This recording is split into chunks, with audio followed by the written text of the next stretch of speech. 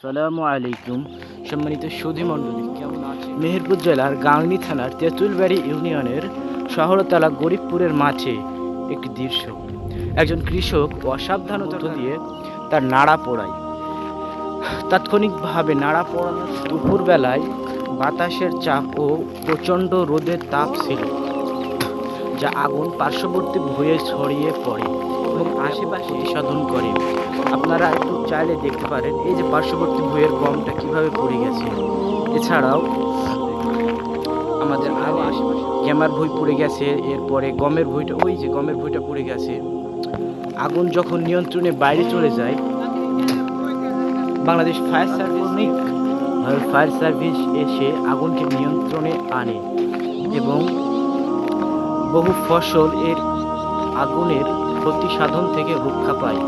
তাই আপনাদের কাছে একটি সবিনয় দাবি থাকবে, আপনারা কোনোভাবেই যেন অগ্নিসংযোগ দেবেন না খেতে।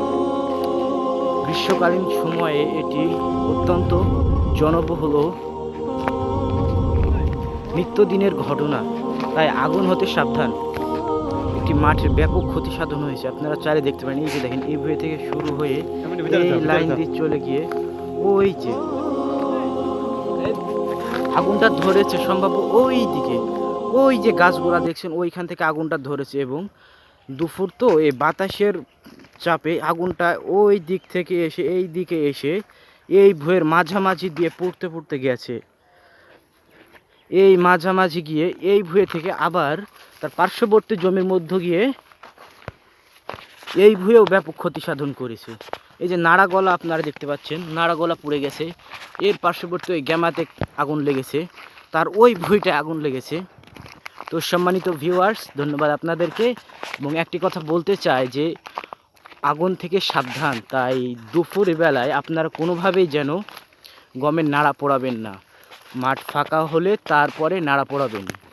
আদেশক্রমে বাংলাদেশ জনকল্যাণ, আদেশক্রমে শহরতলা বাগানপাড়া যুব সমাজ। ধন্যবাদ সবাইকে। আল্লাহ হাফেজ।